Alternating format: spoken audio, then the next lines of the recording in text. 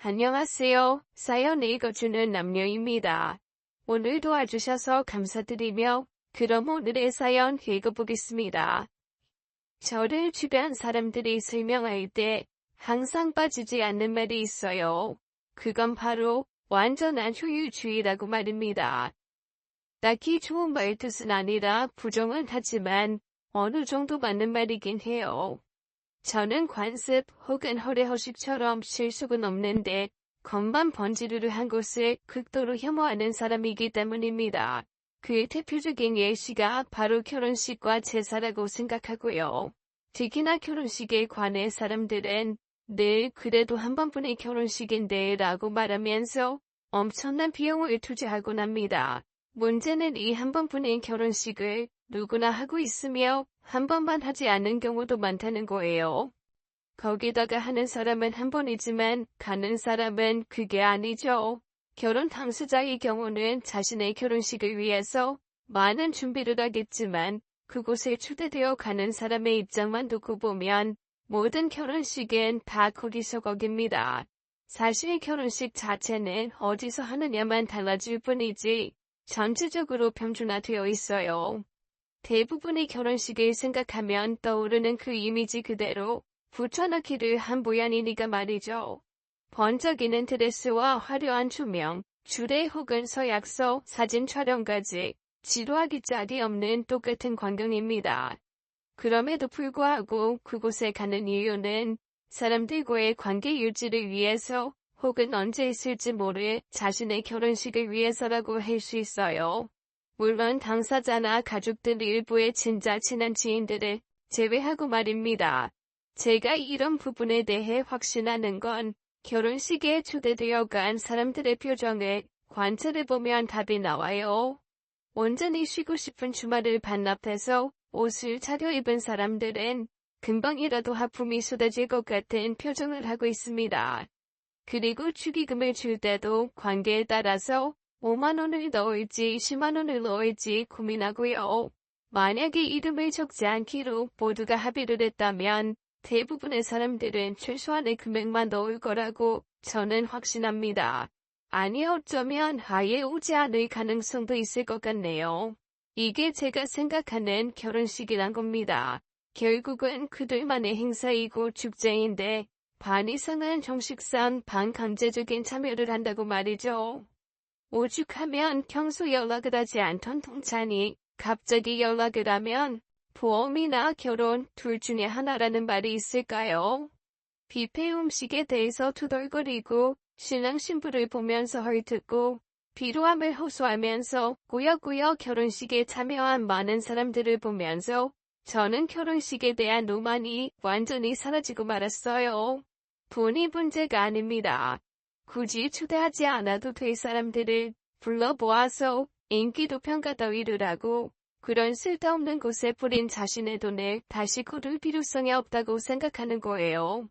아니 애초에 주지도 말고 받지도 않으면 어느 순간에 이런 제도가 사라질 텐데 다들 제도 자체에 대해서 불만은 있으면서 자신부터라는 생각은 절대 하지 않는 게 이해되지도 않습니다.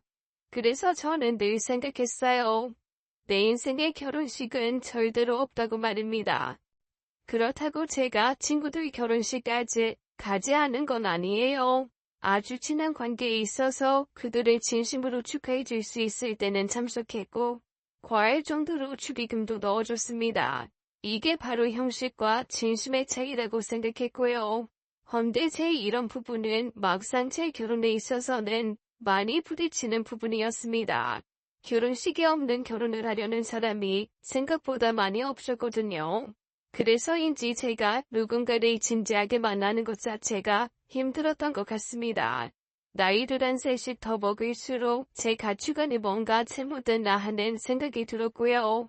하지만 집신도 제 짝이 있다는 말이 정말 맞았는지 저와 똑같은 생각을 가진 사람을 만나게 되었어요. 남들의 시선보다 현실성을 따지는 남자였죠. 문제가 있다면 한번 결혼을 했던 사람이라는 정도였습니다. 아이는 없었고 아내를 암으로 잃었다고 들었어요. 저희 집에서 처음에는 반대를 하긴 했지만 제 성격도 알고 있고 이혼이 아니라 사별이었다는 점에서 받아들이긴 하셨습니다. 물론 결혼식을 치르지 않으려는 저희의 주장에는 극구 반대를 하시긴 하셨어요. 내가 저걸 낳고 미역국을 먹었다 먹기에 고집을 부리걸 부려야지. 도둑 결혼하니 네가 범죄자야. 왜 남들 다 하는 걸 안 하려고 해. 남들 다 하는 거니까 안 해도 된다는 생각은 안 해. 헤이, 내가 결혼식에 갖다 준 돈이 얼만 줄 알아? 엄마, 이 결혼 안 하잖아. 대관이며 뭐며 절약되잖아. 그럼 엄마가 이제까지 뿌린 돈이랑 얼추 비슷할 거야. 뭐 대충? 약간은 모자랄 수도 있지만 어쨌든 그냥 받았다고 치면 돼. 아니 하고 많은 것 중에서 왜 결혼식을 안 해? 아무래도 흠 있는 상대랑 결혼하는데 사람들이 얼마나 수군거리겠어? 그러든가 말든가 해. 남들이 뭐가 중요해. 우리만 잘 살면 그만이지. 결혼한다고 동네방네 떠들던 거 옛날이나 그랬지. 그때는 그게 축제였으니까 사람들이 모인 거고. 지금은 뭐 배라도 굶고 살아? 아니잖아. 먹을 것 올렸는데 뭐하러 쉬고 싶은 사람들 억지로 끌고 앉혀서 결혼식을 해야 하는데. 미쳤어. 고집부리걸 부려. 남들 다 하는 건 난 해야겠어. 그리고 막말로 옛날에는 돈 없어서 하고 싶어도 못하는 사람 수두룩했어. 그런데 지금 네 상황이 그래. 벌만큼 벌고 우리 가게도 잘 되고 아버지도 회사 다니고 있는데 뭐가 모자라서. 엄마가 그럼 아빠랑 한 번 더 해보든가요. 어머니는 그 말이 끝나게 무섭게 제 등짝을 휘갈겼습니다. 이게 매를 벌어요 벌어. 내 동생 있잖아. 거기서 번 좀 뽑아요. 그럼 그만 아니야? 너희 아버지가 천년만년 일할 것 같아? 이제 퇴직이 코앞이야. 이 동생은 여자친구도 하나 없는데 언제 결혼할 줄 알고. 엄마 소원이야. 응, 제발 결혼식 하자. 아니면 이 결혼 난 절대로 허락 안 할 줄 알아. 어디 감히 내 딸을 이런 식으로 데려가? 아, 엄마. 그럼 하나만 묻자. 그 여자는 결혼식 했대. 그 여자랑은 했냐고. 뭐? 사별했다는 그 전부이 말하는 거야? 그래. 그 여자랑도 결혼식 안 올렸대. 그건 잘 모르는데. 물어봐. 당장 전화해서 물어보라고. 문득 저도 그게 궁금해서 그 사람에게 전화를 해서 물었어요. 아무래도 힘든 이야기라 조심스럽고 최대한 예의 있게 물었습니다. 그런데 대답은 사별한 그분과도 결혼식을 올리지 않았다고 하더군요. 이에 어머니도 더 이상은 강요하지 않으셨습니다. 제 고집을 꺾지 못해서 포기하신 건지 아니면 그나마 공평하게 하지 않는 것에 대한 안도인지는 정확히 모르겠네요. 어쨌든 저희는 그렇게 결혼을 생략하고 살림을 합친 뒤에 바로 혼인신고만 했습니다. 그 뒤에는 남들과 크게 다르진 않지만 많은 부분이 생략되긴 했네요. 서로 결혼 반지를 나눠 끼고 저는 흰색 원피스에 남편은 정장을 입고 셀프 웨딩 촬영을 했습니다. 다행스럽게도 저희는 집이 마련되어 있었기에 신경 쓸 게 거의 없었네요. 이전부터 남편이 전세로 살던 아파트로 들어가게 되었기 때문입니다. 그곳에는 가구들도 이미 마련이 되어 있었기에 저는 혼수 대신 일정 금액을 남편에게 줬고 나머지 제가 준비해 간 건 그곳에 유일하게 없던 건조기가 전부였어요. 어머니는 딸에게 더 해줄 게 없다는 걸 알고 많이 실망한 눈치긴 했지만 그만큼 잘 준비해 놓은 남편은 높은 점수를 받게 되었습니다. 하지만 전 그런 것들보다는 남편과 말이 잘 통한다는 게 가장 좋았어요.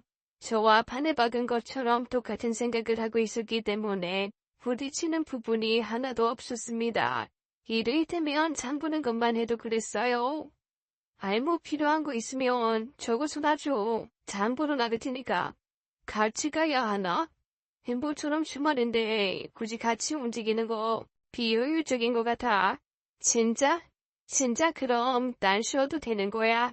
당연하지. 뭐 부부라고 매번 멈춰서 다니고 뭐 해달라 이거 같이 하자. 아이 난 이런 거 다 질색이야. 한 명이 가는 게 무리일 때는 뭐 당연히 같이 가주겠지만 혼자서 충분히 할 수 있는 일에 왜 에너지를 낭비해? 어쩜 나랑 그렇게 생각이 같아. 우리 집에서는 늙어 쉬는 날 맞춰서 어디 자꾸 놀러가고 돌아다니고 여자들끼리 쇼핑하기, 화장실 가기. 내가 정말 이런 부분들에 대해 불만이 많았거든. 진짜 뭔가 감동이야. 아무래도 사회생활 하다 보면 그렇지. 특히 여자들은 멈춰서 다니는 걸 좋아하는 것 같기도 하고. 아이 그러니 앞으로 적어도 나랑 살 때는 편하게 그리고 효율적이고 가성비 있는 삶을 살자. 가감없이 말해주면 더 좋고. 오빠 진짜 최고. 나 결혼 너무너무 잘한 것 같아. 그렇다고 모든 점이 다 좋았던 건 아닙니다. 사실 남편이 이렇게까지 가성비나 효율을 따지는 것은 저와는 다른 이유가 있었어요.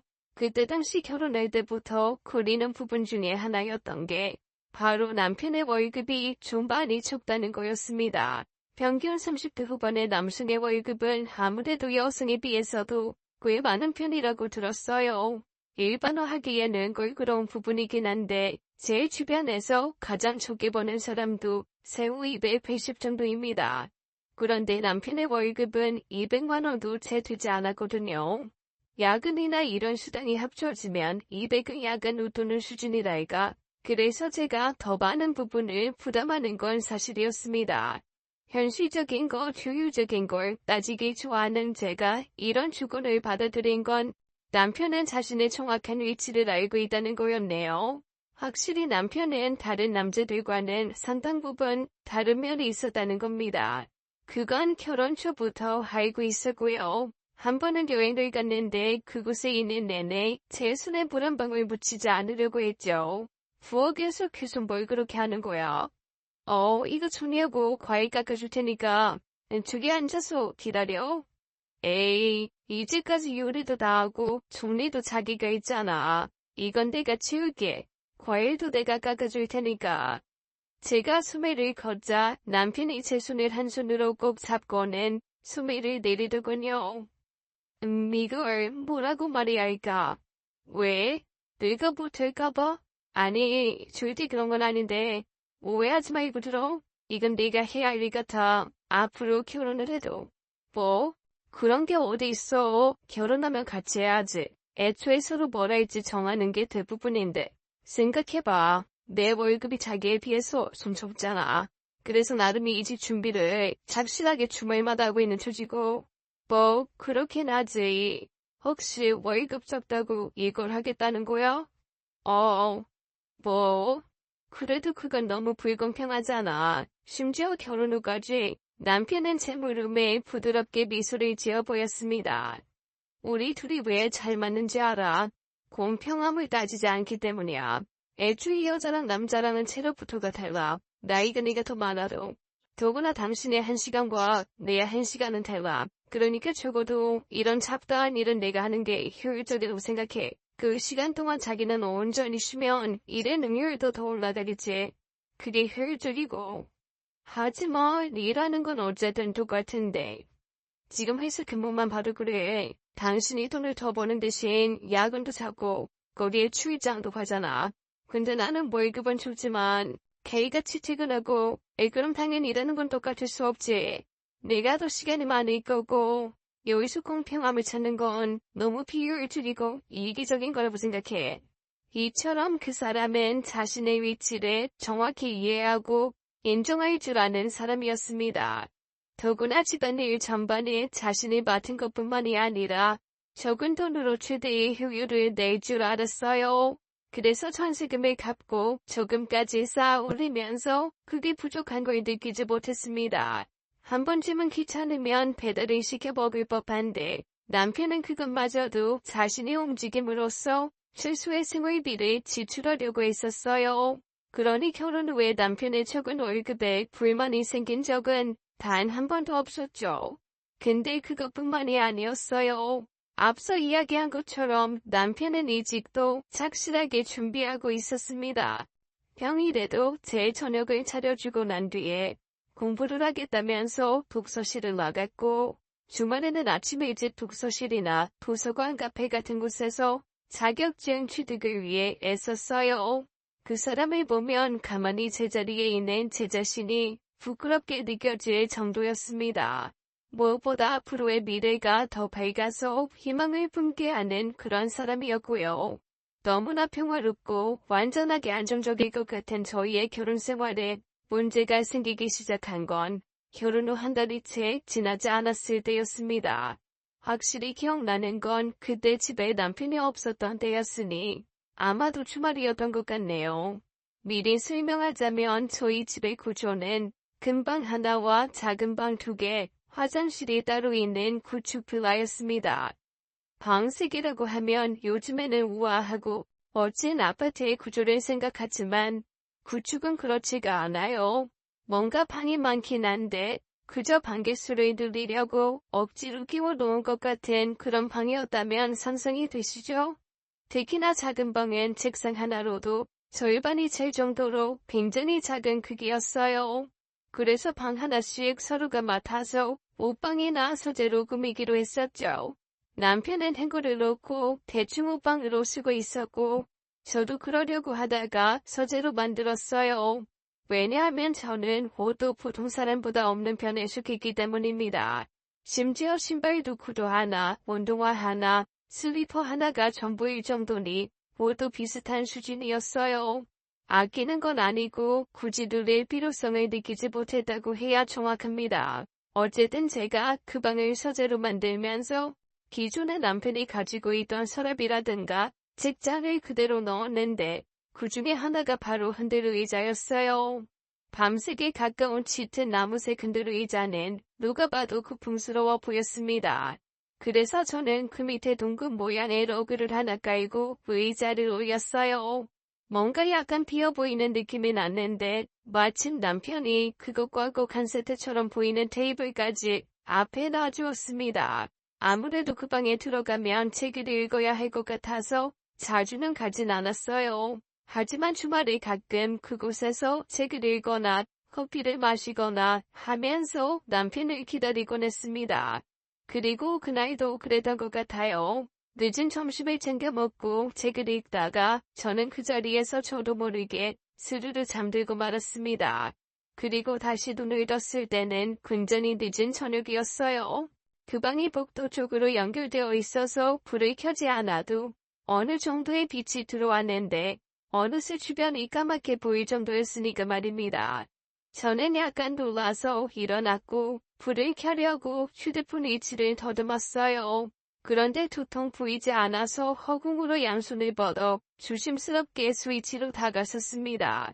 그리고 손끝에 특유의 플라스틱 스위치가 느껴졌고 저는 빠르게 눌렀어요. 딸깍. 그런데도 켜지지 않았죠. 다시 딸깍 딸깍. 수그로 저는 불이 나갔나 하고 무의식 중에 뒤를 돌았는데 흔들 의자 위에 어떤 여자가 서서 의자 위를 빙빙 돌고 있었어요. 긴 머리카락을 내리고 몸은 흔들흔들거리면서 360도로 돌고 있었죠. 머릿속이 하얗게 질렸고 비명이 나오려는 걸 양손으로 막았어요. 그건 본능이었습니다. 인간이 아니라는 생각이 들었거든요. 저는 천천히 뒷걸음질을 쳤고 몸꼬리를 뒷짐을 상태로 살짝 돌리고 있었습니다. 그런데 제가 보이지 않는 듯 빙빙 자리를 돌던 그 여자의 발목이 없다는 걸 확인하고 호흡을 가다듬으면서 나가려고 하는데 삐걱삐걱 쉬지 않고 흔들거리던 의자가 갑자기 멈추더니 불현듯 고개를 든 여자와 눈이 마주쳤어요. 저는 비명을 질렀고 몸꼬리를 미친 듯이 잡아당겼습니다. 그런데 열리지 않더군요. 덜컹거리는 손잡이를 잡고 비명을 지르다가 이내 그 비명을 멈췄을 때 제 등 뒤로 소름이 돋았습니다. 제 귀 옆에 머리카락이 누군가의 호흡이 닿은 것처럼 작게 흩날리고 있었거든요. 저는 비명을 지르고 싶었지만 목이 꽝 돌린 채로 기괴한 소리를 내면서 동시에 눈을 떴습니다.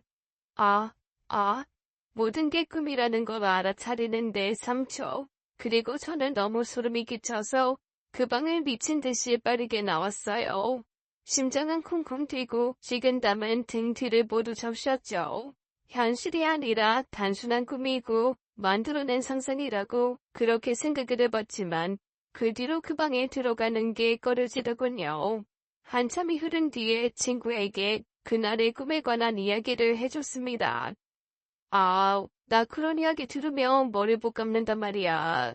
왜 하필 나한테 그런 무서운 이야기를 하는데? 내가 너한테 뭐 잘못한 거 있어? 혹시 서운한 거 있냐고. 그런 게 아니라 이게 잊혀지지 않아서 그래. 요즘은 집에 들어가서 그 서재를 스쳐 지나는 것만으로도 소름 돋고. 너도 알지? 나 이런 미신 안 믿는 거. 그런데 찜찜해 정말. 꽤 오래전의 꿈인데 아직도 그런다고. 마치 어제 꾼 것처럼 생생하고 그렇더라고. 그날 일만 떠올라도 내 귓가에 그 호흡, 숨소리가 느껴지는 것 같아. 아씨, 나도 상상해버렸어. 나 혼자 사는 거 뻔히 알면서. 친구는 괴로운 듯 자신의 머리털을 헝클이다가 뭔가 떠오른 것처럼 박수를 쳤죠. 맞다. 이제 알았다. 그 여자야. 그 여자라니? 그 여자, 네 남편 죽은 전부인. 뭐, 미쳤어? 왜? 네 남편 솔직히 좀 짠돌이, 그 비슷한 거잖아. 그 가구들 다 이전에 부인이랑 쓰던 제품 아니야? 그중에 그 의자가 해책이 있었던 그런 의자일 수도 있고, 영화 보면 그러잖아. 그건 영화고, 이건 아니지. 아니긴 뭐가. 세상에 정의할 수 없는 게 얼마나 많은 줄 알아? 지구가 네모에 평평하다고 생각했던 옛날에 비해 지금이 많이 발전한 것 같아. 생각해봐. 그냥 못 보는 거야. 예전이랑 똑같이. 너도 당장 네 앞을 봐. 결국 네 두 눈으로 보는 건 한계가 있어. 그야. 그런가? 무조건 미신이다 뭐다 하지 말고 일단 그 여자인지 확인해봐. 너 진짜 무서운 게 뭔지 알아? 잠긴 문을 열기 바로 직전이야. 확 조질러버리면 그때는 차라리 덜 무서워. 그러니까 들어가. 그리고 만약에 그 여자 물건이 맞잖아. 그럼 내다 버려. 태우거나. 솔직히 그냥 넘겨버렸어요. 워낙 그 친구가 미신이라든가 귀신 같은 거에 예민하게 받아들이기도 하고 저는 그냥 찜찜한 감정일 뿐이었으니까 말입니다. 그래서 아예 하루는 나를 잡고 그 방에 들어갔어요.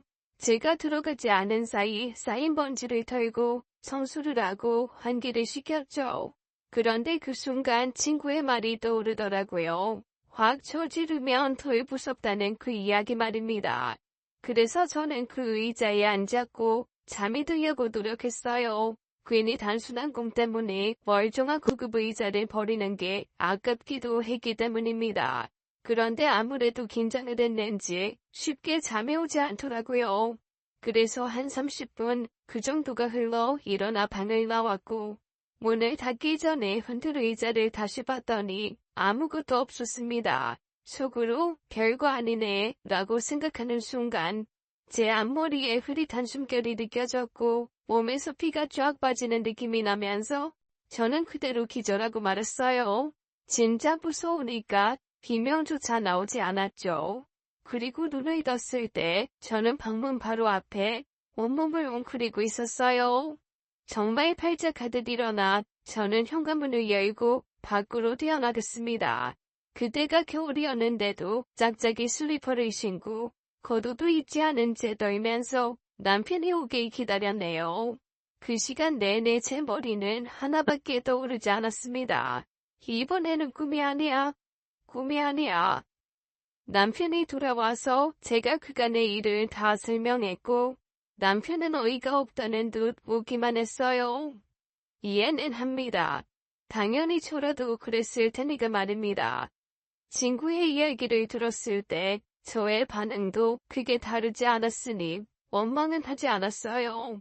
하지만 저는 흥분 상태였고 추위 때문에 이가 딱딱 부딪힐 정도로 떨고 있었죠. 그러다 문득 제가 남편에게 죽은 부인의 사진을 요청했을 때 그 사람 얼굴에 떠오르는 싸늘한 표정은 아직도 잊혀지지가 않습니다. 이 부분도 이해는 해요. 기분이 나빴을 겁니다. 자신과 미래를 약속하고 거듭 약속하던 사랑하는 사람이 갑작스러운 병으로 세상을 떠났는데 제가 그녀가 귀신이 된 것 같다는 식으로 말한다면 누구라도 그랬을 테니까 말이에요. 만약에 평소에 저라면 절대로 그러진 않았을 겁니다. 그런데 그때 저는 정말 제정신이 아니었어요. 남편의 상처나 근육에 대한 모욕 같은 건 하나도 생각나지 않았고 그저 두려움과 커다란 공포에 몸을 베이베이 돌고 있는 비이성적인 상태였기 때문입니다. 저는 그날은 아예 집으로 들어가지도 못했어요. 혼자 살던 그 친구는 신세를 졌죠. 제 경험을 털어놓으면서 함께 공포에 떨다가 갑자기 친구가 제 안으로 나시오더군요. 남편 물건 보면 어딘가 있지 않을까?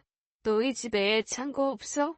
창고? 그런 건 없는데 베란다가 나눠져 있거든. 그 중에 공간 하나를 창고 대신 쓰고 있어. 박스나 크리스마스 용품, 선풍기 이런 거 놓는 공간으로. 뒤져보자. 찾으면 그런 사진 하나 안 나오겠어? 남편이 싫어할 것 같은데 그 사람 전부인한테 끔찍하잖니. 지금 죽은 사람이 문제야. 산 사람이 제 집에 못 들어가는데. 그리고 허락받자는 게 아니잖아. 몰래 뒤지자는 거지. 일단 확인해보고 그 다음에 결정하면 되잖아. 이사를 가든 뭘 하든. 이사? 그렇게까지? 야, 너 진짜 병나. 비신비신거리는 사람도 안 좋은 건 피하려고 해. 무슨 구술하자고 했니? 부적을 쓰자고 했니? 알고서 버리자는 거지. 흔들 의자만 버리면 안 될까? 뭐 부서졌다든지 핑계를 대는 거지. 전부인 물건이 그것만 있어? 그리고 함부로 버려봐. 그것도 찜찜해. 애착이 있는 거면 진짜 더 큰 일 생길 수도 있고. 난 그건 반대야. 그리고 넌 네가 좋아하는 물건 누가 부셔놓으면 기분 좋겠어? 아니야? 친구는 생각을 곰곰이 하다가 뭔가 화가 난 듯이 인상을 구겼습니다. 생각하니까 더 열받네. 죽은 부인을 끔찍하게 어긴다니. 왜? 넌 그런 점이 더 좋았어? 그렇잖아. 헤어지고 나서 막 욕하고 이놈 처년 하는 것보다는 훨씬 멋지지. 그 사람의 좋은 점만 기억하는 그런 모습 말이야. 그래서 그걸로 뭐라고 난 절대 못해. 네, 성인 군자님 말씀 잘 들었고요. 언제 뒤질 건데? 언제?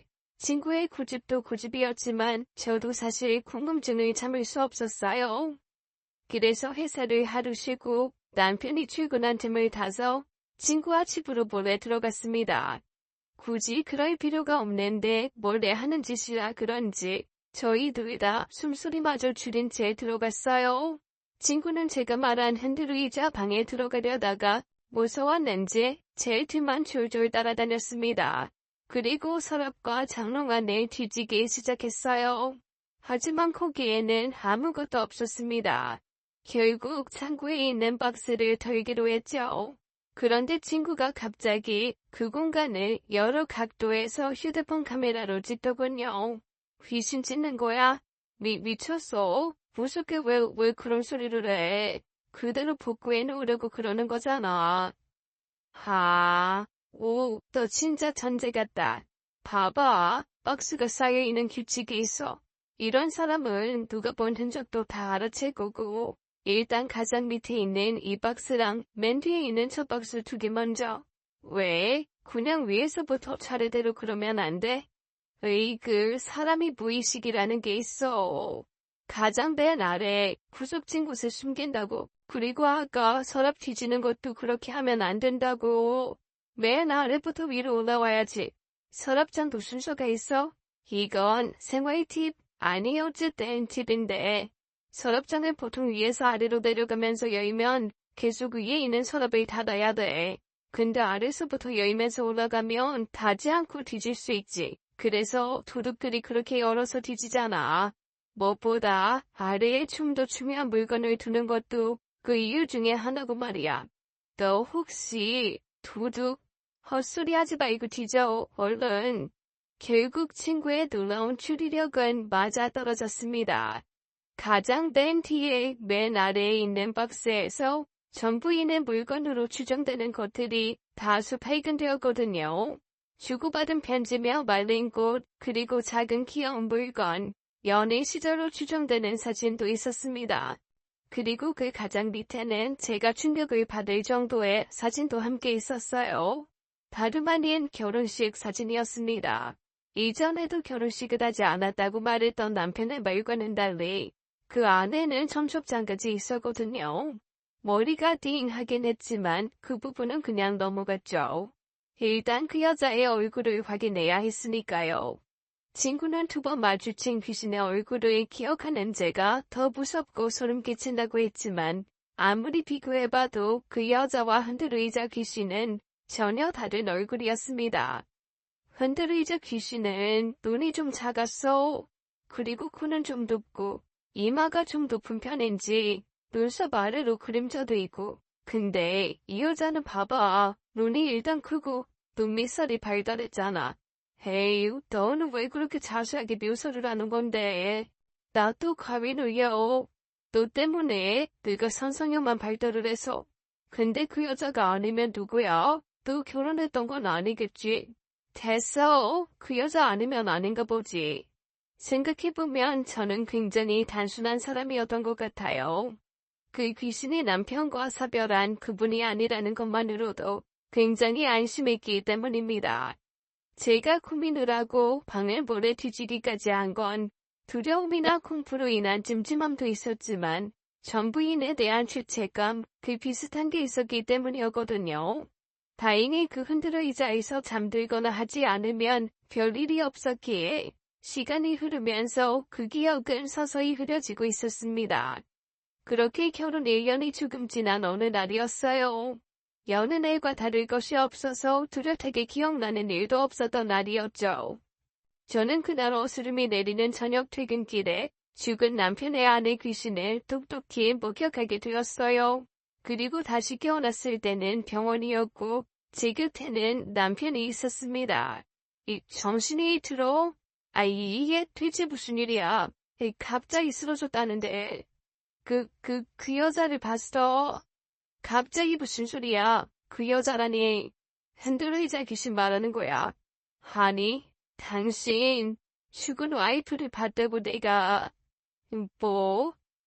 대체 무슨 소리야? 한 번도 본 적 없는 남편의 표정은 순간 차갑게 돌변했어요. 있는 곳에 두는 것이 더 찜찜했으니까 말입니다. 하지만 끝내 남편은 양보하지 않았어요. 그래서 결국에는 그 이후로 냉전이 시작되었습니다.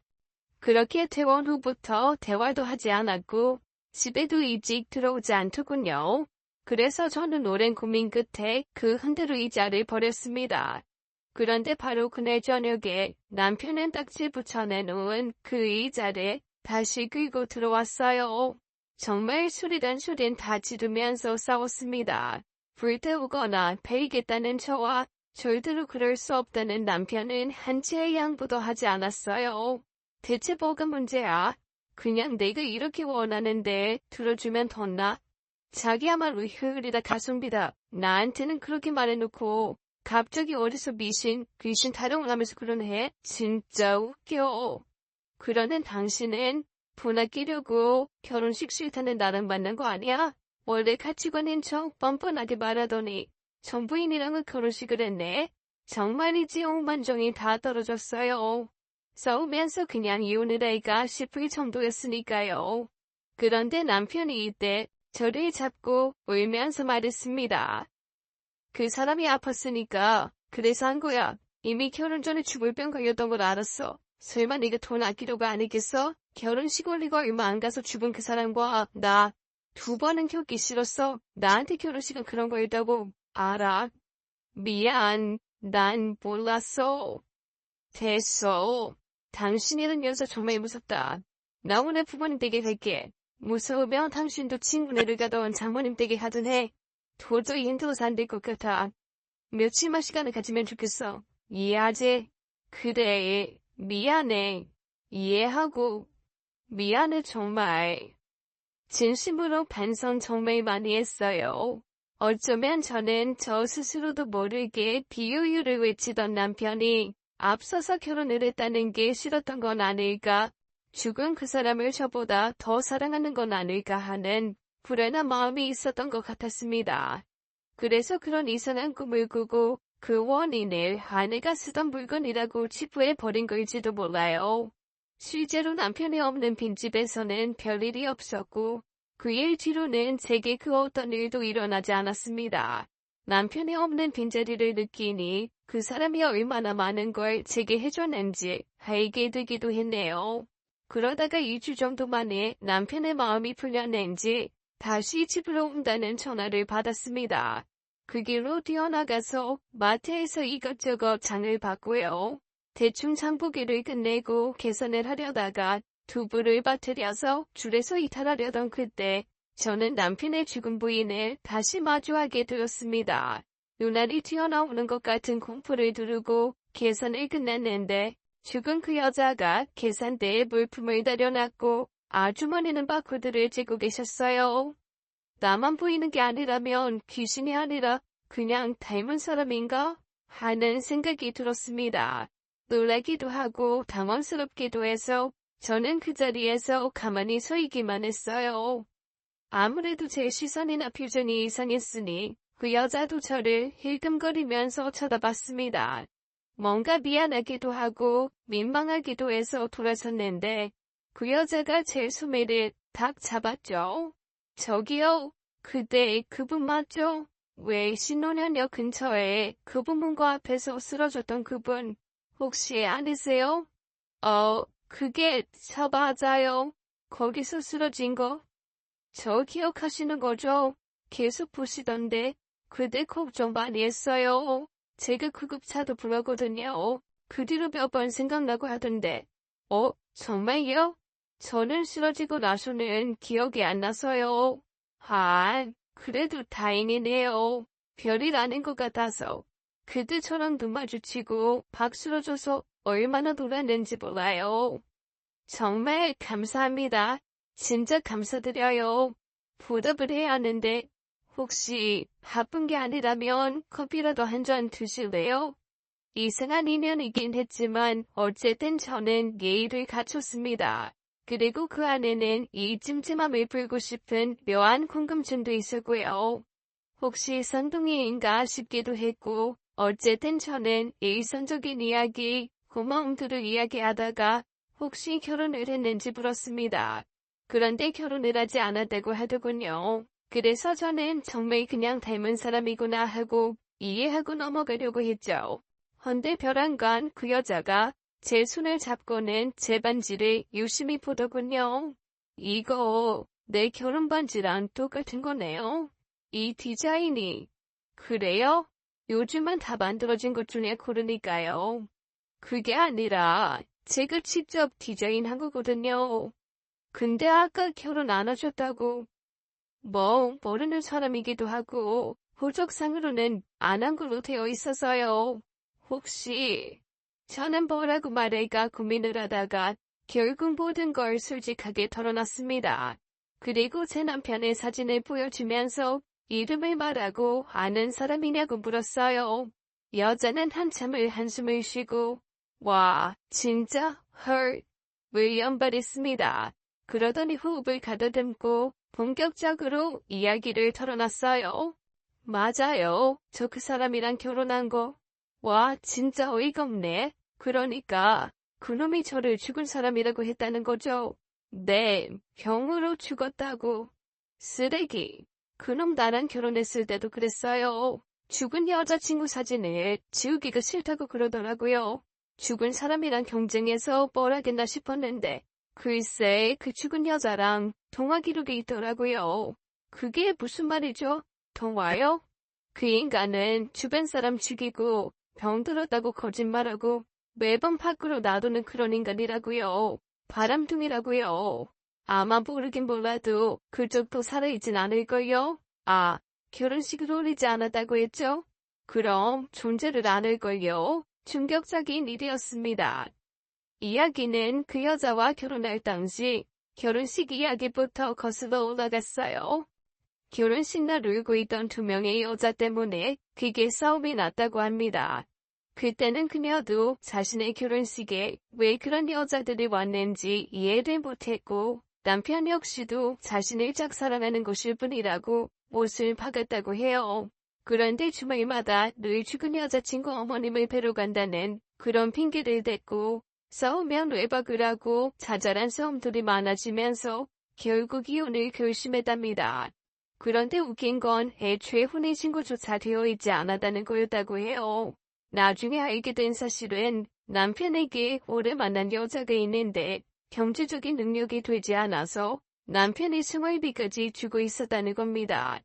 여자는 증거라면서 이것저것 캡처한 사진을 보여주더군요. 저야 뭘 알겠어요. 결혼도 처음이고 그러니 다 알아서 하겠다고. 자기가 신고한다고 해놓고 안 한 거예요. 왜? 구질구질한 거지니까 그래요. 그놈 알죠? 돈은 쥐꼬리만큼 벌어오면서 효율이 어쩌고 저쩌고 내 월급으로 카드 생활비 대부분 메꾸고 자기는 뒤로 저축하고 그런 놈이라고요. 그럼 지금도 만나는 걸까요? 그 오래 만난 여자는 집에 빚이 있다고 하더라고요.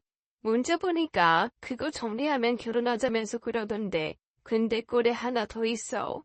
지금은 누굴 만나는지 모르죠. 하지만 그 인간은 정신 못 차리지. 280 벌면서 여자가 둘 미친 거지. 그래놓고 날 죽었다고 해. 180 아니었어요? 와, 그 인간이 그래요.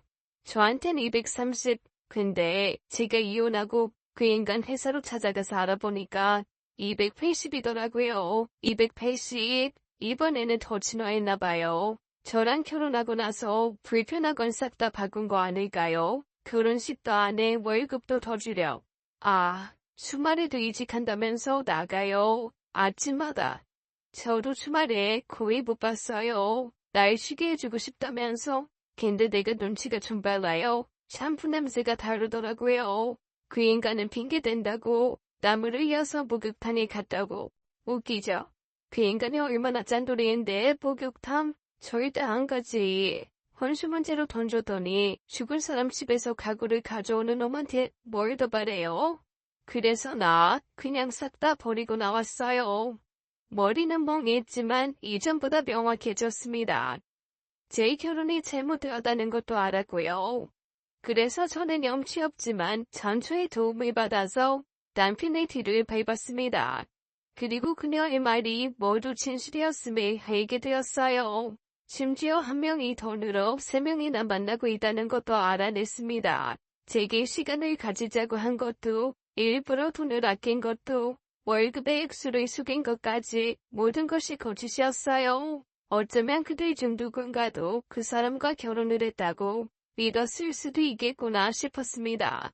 누군가에게는 주정이 잦은 남편, 누군가에게는 결혼을 약속한 남자, 또 저에게는 능력은 없지만 가정에 충실한 남편이라는 가면을 쓴 상태로 여러 명을 만나고 있었어요. 심지어 가장 충격적인 건 반지였습니다. 세상에 하나밖에 없다던 그 반지는 남편이 만나는 여자의 손에 모두 걸려 있었으니까요. 아마도 반지를 판 주인은 남편의 아내가 건망증이 심해서 계속 잃어버린다고 그렇게 생각하고 있었을 겁니다. 저는 친구를 하나하나 모았고 남편의 사기죄로 고소하기로 마음먹었어요.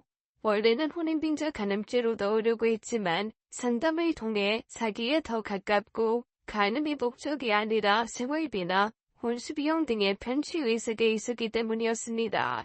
사실혼 관계도 인정을 받을 수 있다니 상간녀 위자료 소송까지 준비 들어갈 계획을 짰어요.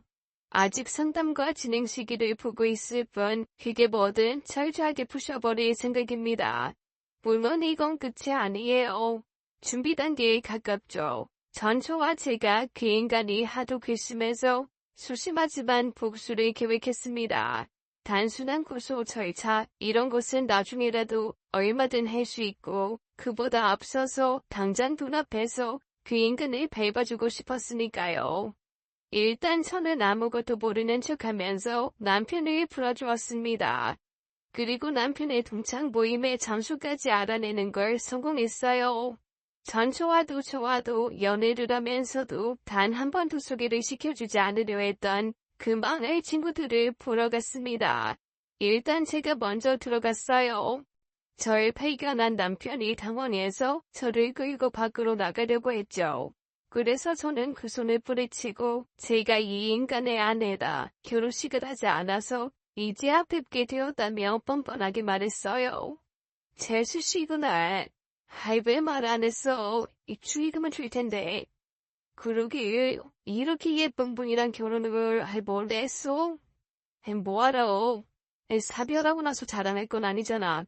두 번은 아니지. 아이, 그래, 그렇지. 미안하다. 이미 지난 일인데 뭘. 근데 다들 초면이라 이런 말은 뭐하긴 한데 제가 사실 귀신을 봐요. 지금 또 무슨 말을 하는 거야? 정말 이런데? 아니, 진짜 저를 미친 사람 취급하는데 진짜로요? 이 사람 죽은 그 전차を제가 봤어요.